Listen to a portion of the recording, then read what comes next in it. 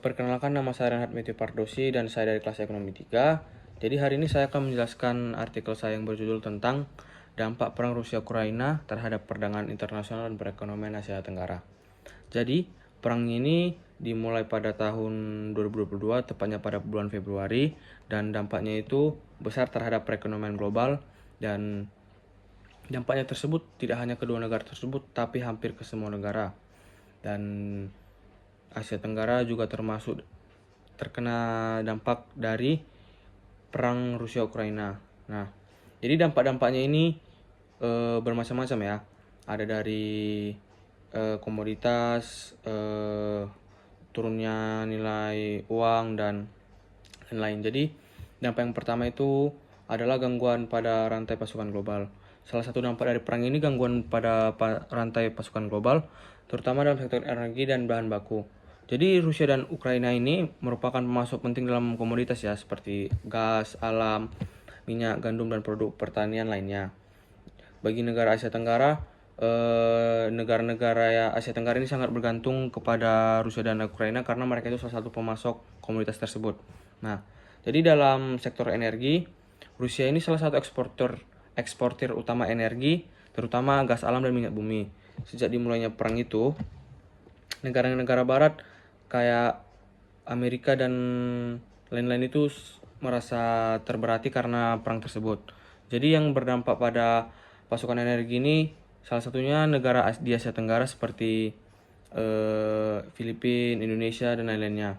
Jadi pada tahun 2022, harga minyak global itu hampir mencapai 120 dolar per barel pada puncak perang, sementara harga gas alam Eropa melonjak 5 kali lipat dibandingkan dengan harga pra-perang.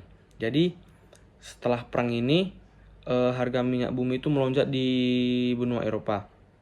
Lalu yang kedua ada komoditas pertanian. Ini poin B, komoditas pertanian.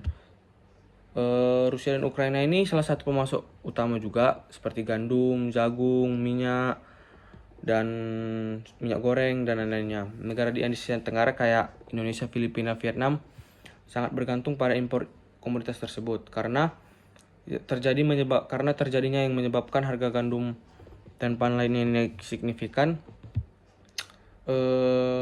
Tahun 2022 itu harga gandum global itu naik sekitar 40% karena dampak dari perang Rusia Ukraina yang tadi. Lalu yang kedua itu, dampak yang kedua ada diversifikasi pasar dan perubahan jalur dagang.